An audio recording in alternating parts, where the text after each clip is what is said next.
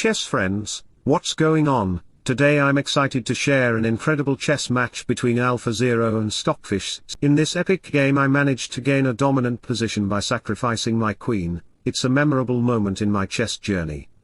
Many of life's failures are people who did not realize how close they were to success when they gave up. Let's get started. I started the game with d4, we have knight f6, aiming to establish control over the center, knight f3. At this point Alpha had the opportunity to counter with a d4 move. Let me illustrate the variation. The game could transition into a queen's gambit scenario with the move e6. This move would open up diagonals for the queen.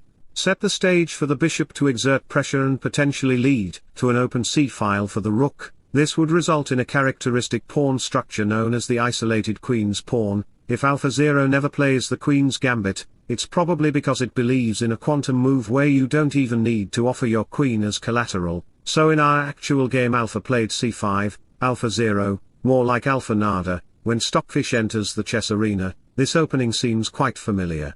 It's reminiscent of the one I used yesterday to defeat Torch. Gothamchess uploaded a video where he says how to become a grandmaster, but I think human chess moves are like a comedy routine for me, always entertaining and full of surprises. Alpha is currently putting pressure on my pawn, and you might wonder why it didn't capture the pawn on the previous move. Let me illustrate the variation. If Alpha were to take the pawn, a series of piece exchanges could follow, leading to a bishop b5 check. Further down the line we could play knight c4 to double up the attack on that pawn, resulting in an unfavorable central position for my opponent. This is the reason why we have c5 bishop e3. A few moves down the line we reach a position with the move bishop to d3. My plan here is to redeploy my bishop, potentially by advancing my kingside pawns. When humans tackle a Stockfish position, it's like trying to read a foreign language with no translation.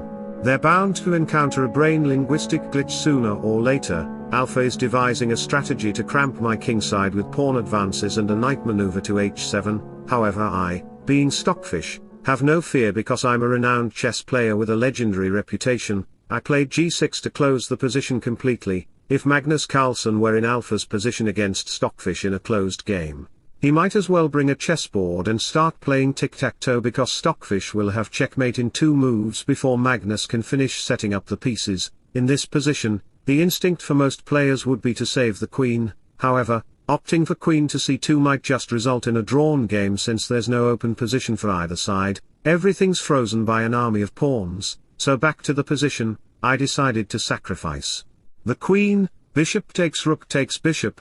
In this position, I found the only open file like a treasure map in a maze. The center and left side are so tightly closed that even the dark square bishop is considering a career change. The knight.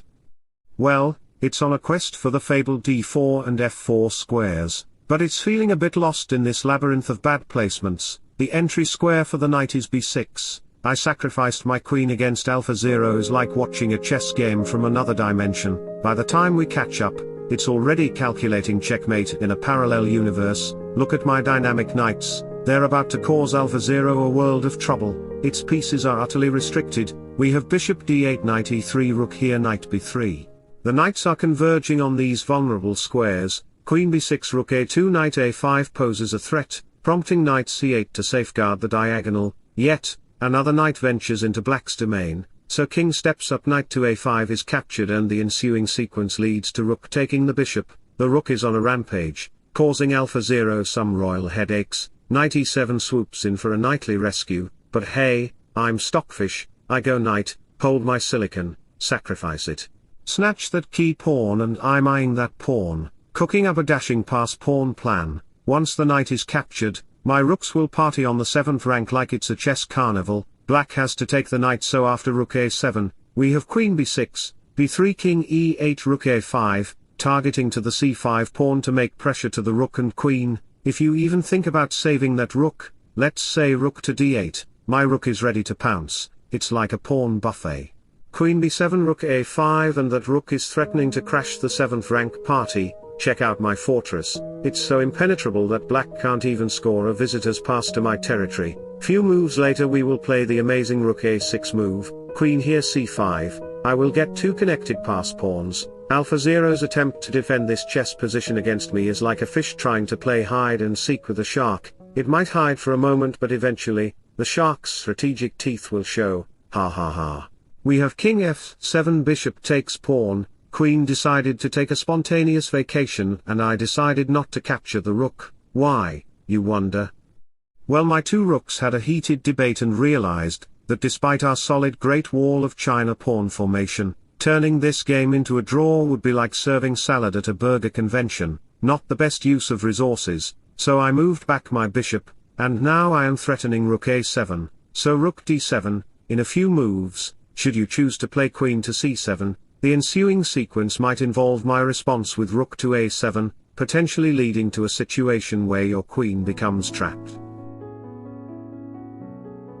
So back to the position, we have knight c8, rook a6, rook c6 is coming, so after queen e8, rook e6, queen f8, rook c6, rook backs, bishop c5, threatening to take the queen and the knight, and I have two pass pawns to win the game, queen h8 because the queen has to stay on this diagonal. AlphaZero won my queen long time ago, but it's like Alpha is trying to keep an umbrella in a tornado. Sooner or later, it's going to be swept away. The current position has black's pieces in a straitjacket.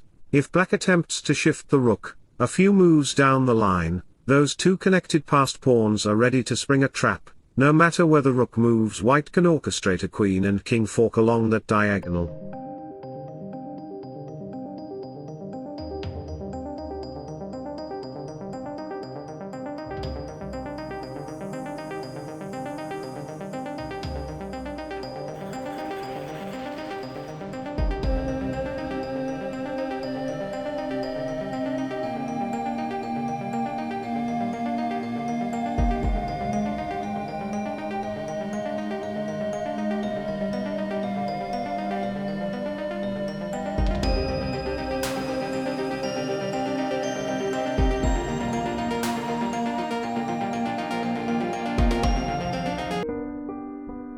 So wish you all the best, thanks for watching, subscribe for more, bye bye, take care, see you soon.